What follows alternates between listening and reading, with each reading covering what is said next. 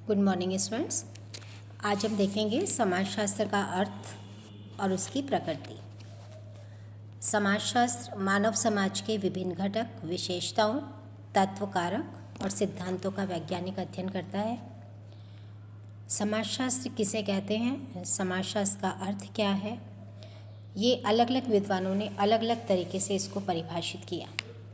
यदि हम समाजशास्त्र के शाब्दिक अर्थ की बात करें तो हमारे सामने जब समाजशास्त्र शब्द आता है तो स्वाभाविक रूप से प्रश्न उठता है कि ये शब्द कैसे बना, उत्पत्ति कैसे हुई, कहाँ और कैसे हुआ, इसका शाब्दिक अर्थ क्या है।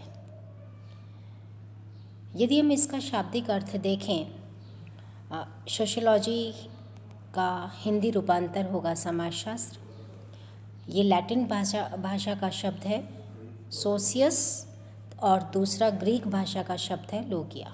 यानी सोशियस का अर्थ हुआ समाज और लोगिया का अर्थ हुआ शास्त्र। इस प्रकार समाजशास्त्र का शाब्दिक अर्थ हुआ समाज का शास्त्र या समाज का विज्ञान। अलग अलग समाजशास्त्रियों ने समाजशास्त्र को अलग अलग तरीके से परिभाषित किया।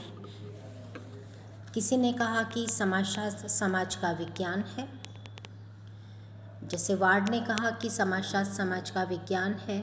ओडम ने कहा कि समाजशास्त्र वह विज्ञान है जो समाज का अध्ययन करता है।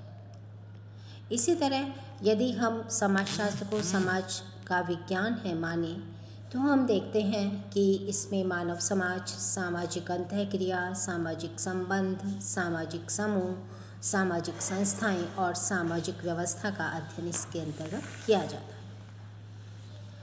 समाजशास्त्र को सामाजिक अंतःक्रियाओं का विज्ञान भी कहा गया और इस दृष्टिकोण से यदि हम देखें तो जब दो या दो से अधिक व्यक्ति या समूह जागरूक अवस्था में एक दूसरे के संपर्क में आते हैं, एक दूसरे के व्यवहारों को प्रभावित करते हैं, तो वह अंतःक्रिया कहलाती है।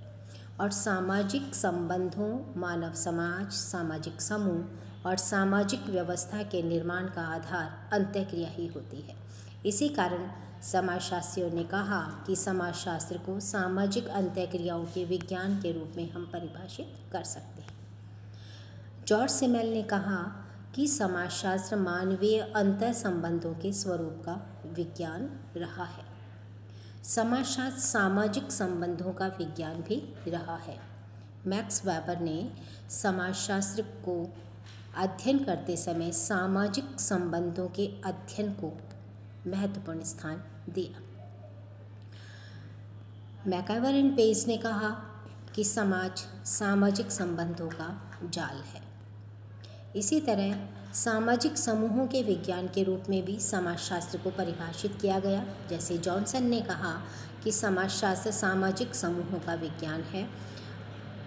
तो अलग अलग समाजशास्त्रियों ने इसे अलग अलग तरीके से परिभाषित किया और यदि हम इसके सारांश के रूप में हम देखें तो हम कह सकते हैं कि समाजशास्त्र सामाजिक समूहों का वैज्ञानिक अध्ययन है।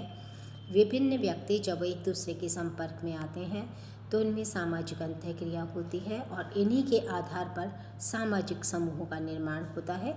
अतः सामाजिक समूह सामाजिक अंतःक्रिया की एक व्यवस्था है जिसका अध्ययन समाजशास्त्र में किया जाता है।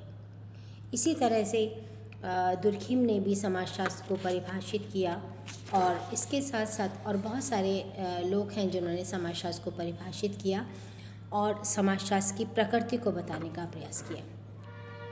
समाजशास्त्र की प्रकृति वैज्ञानिक है, इसलिए दुर्खिम ने कहा कि समाजशास्त्र सामाजिक संस्थाओं का विज्ञान है। समाजशास्त्र सामाजिक व्यवस्थाओं का विज्ञान भी है क्योंकि यह सामाजिक व्यवस्था और सामाजिक अव्यवस्था की प्रकृति की व्याख्या भी करता है। वैज्ञानिक अध्ययन में अध्ययन की सामग्री के विभिन्न पक्षों को खोज जाता है, उसका वर्णन किया जाता है, उसको परिभाषित किया जाता है। तो इस दृष्टिकोण से हम समाजशास्त्र को सामाजिक व्यवस्था और सामाजिक अव्यवस्था की प्रकृति की व्याख्या करने वाला विज्ञान भी कहते हैं।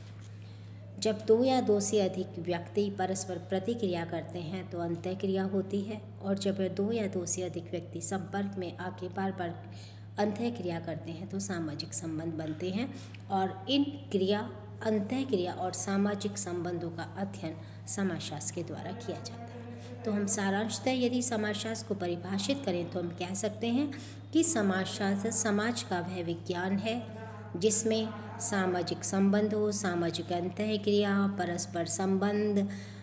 परस्पर संबंधों की व्याख्या, सामाजिक व्यवस्था, सामाजिक एकीकरण, इन सब चीज़ों का अध्ययन समाजशास्त्र में किया जाता है।